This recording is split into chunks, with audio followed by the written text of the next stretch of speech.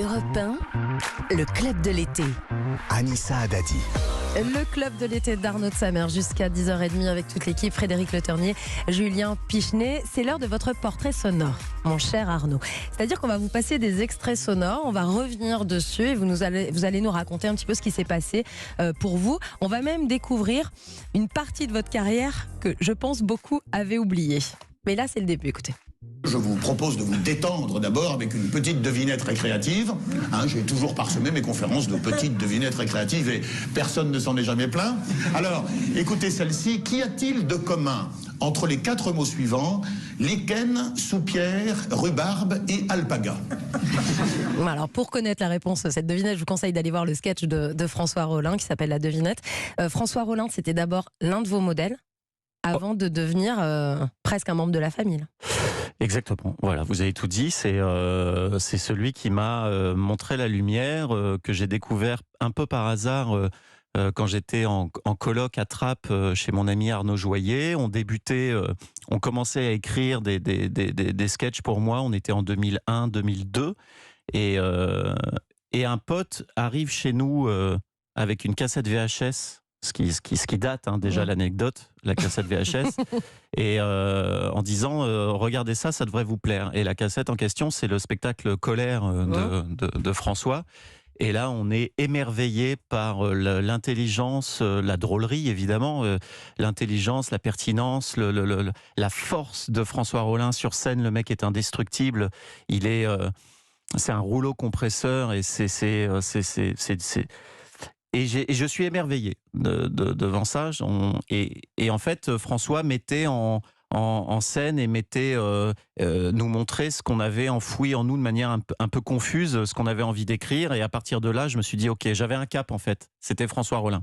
Donc c'est pas un de mes modèles, c'est mon modèle en fait. Mais on retrouve beaucoup de cet humour absurde sûr. Avec les phrases qui ne se terminent pas, les retours en arrière. Ouais. C'est aussi comme ça que vous avez surpris le public à la télé. On n'était pas habitué il y a François Rollin, puis vous êtes très peu à le faire. Ouais, c'était en fait, je découvrais que je n'étais pas seul dans ma. Enfin, j'étais pas seul dans ma tête. Je sais pas comment dire, mais j'étais. Vous étiez pas seul. En fait, je me disais, ok, il y a d'autres gens qui partagent cette envie de surprendre les gens et de les prendre à contre-pied. Comme ça, je ne suis pas le seul à vouloir faire ça. Ça existe. Et bizarrement, je me suis pas dit merde, je suis pas le seul. Je me suis dit, ça m'a un petit peu rassuré de me dire, ok, en fait, c'est une forme d'humour qui existe et que je peux assumer. C'est une chance extraordinaire d'avoir un modèle et aujourd'hui que ce modèle coécrive avec vous les spectacles et avec qui vous partagez. Après, je suis un petit peu allé le chercher avec Arnaud. On est allé draguer François et la vie a fait que c'est devenu un de mes amis. Amis proches ? Ah, très proche, oui. On part en vacances ensemble avec François. On va vérifier ça, écoutez. Aïe. Mon cher Sam, je sais bien que tu aurais préféré que je dise du bien de toi et de ton travail à l'intention des auditeurs d'Europe 1, mais comme nous partons ensemble en vacances dans quelques jours, je préfère te donner la liste du fonds d'épicerie que tu es chargé de ramener pour la collectivité. Donc, il faut que tu prennes des cornichons, des capres, du ketchup, de la mayonnaise allégée. Sois gentil de noter, c'est pas en arrivant qu'il faut dire « Ah bah j'ai oublié la mayonnaise ». De la moutarde à l'ancienne, du chocolat aux noisettes, des cornichons, du tabasco, des yaourts aux fruits, de la crème d'anchois, des cornichons, des cœurs de palmier, des biscottes de régime, des cornichons, du café en grains, des cornichons et des cornichons. Voilà, je compte sur toi. Tout le monde compte sur toi. Bon, vous avez une sacrée émission. Pourquoi les cornichons x4 Il y a quelque chose avec les cornichons. Mais voilà, ou c'est l'humour de François Rollin? C'est ça que j'adore. C'est que je commence à connaître mon loustic et quand il a dit 2 fois cornichon, j'étais à peu près certain, je vous ai fait signe qu'il y en aurait 3, 4, 5. Voilà, c'est tout ce que j'aime chez François, c'est tout ce que j'aime. Voilà. Et les vacances arrivent bientôt avec François Rollin juste après cette émission. Un autre moment de votre carrière, alors ça va peut-être un peu plus surprendre les auditeurs parce que ça on l'avait oublié. Monsieur, s'il vous plaît, excusez-moi de vous déranger pendant que vous faites rien. Regardez la carte des températures demain matin. Est-ce que vous êtes pour ou contre ces températures ?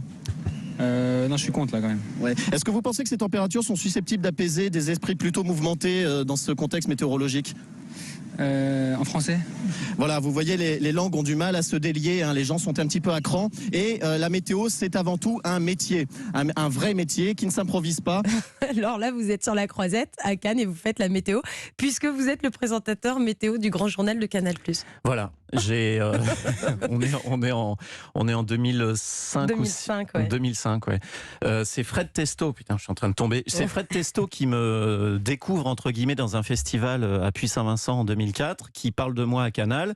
Je vous la fais courte, mais en gros, je me retrouve à présenter la météo du Grand Journal chez Denisot et il m'emmène à Cannes pour faire cette météo du Grand Journal. Et je me souviens parfaitement de ce jour-là.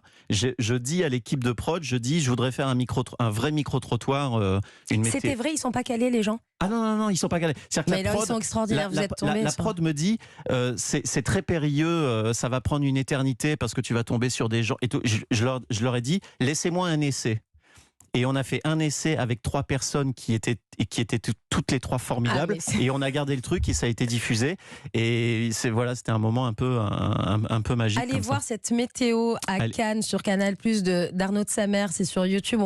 Parce qu'on a l'impression que les gens sont castés. On a l'impression qu'ils sont castés, qu'ils sont complices, etc. Ouais. Mais c'est vraiment le contexte. C'est on me dit tu as droit à un essai et on va pas s'attarder dessus. Et ça a donné ça. Un autre moment fort de votre carrière.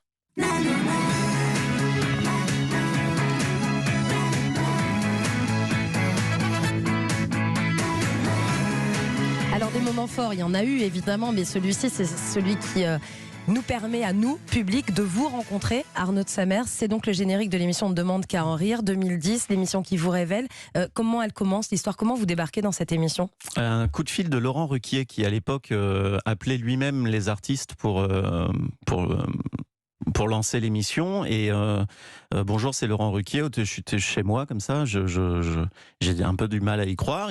Je connaissais l'émission, elle avait démarré depuis quelques semaines et il me propose de venir. Je dis non dans un premier temps et en raccrochant, je lui dis je me laisse la possibilité quand même de changer d'avis. Et puis je mûris le truc et je me dis finalement je serais peut-être beaucoup plus malheureux si je n'essaye pas, si j'essayais pas de... En fait, il y avait quelque chose d'un petit peu... J'avais peur, en fait. Donc, je me trouvais des excuses. Je me disais, non, ça me plaît pas d'être noté, de jouer devant un jury. Non, en fait, la vérité vraie, c'est que j'avais peur d'y aller. Et finalement, je me suis jeté à l'eau et je regrette pas. Et vous êtes le recordman des 20 sur 20. Vous avez très vite explosé. Enfin, ça a été très vite dans On demande qu'à en rire. Oui, j'ai eu la chance que ça marche bien. Oui. Frédéric? Arnaud de Samer, est-ce que du coup, il y avait de la complicité avec les autres concurrents ou c'était plutôt de la rivalité? Non. C'était moi, je garde un souvenir très nostalgique de cette période-là parce qu'il y avait un vrai esprit de presque familial avec la production, avec les gens de production sur place, avec les artistes, et il y avait une solidarité entre artistes, et vraiment, parce qu'on était tous embarqués dans un exercice qui était très périlleux, très difficile. Donc il y avait une entraide, il y avait une solidarité, et très vite d'ailleurs, on a été amenés à faire des sketchs ensemble, on a très vite eu envie de partager tout ça ensemble sur scène. Donc non, c'est un formidable souvenir. Arnaud de Samer est l'invité du Club de l'été jusqu'à 10h30 sur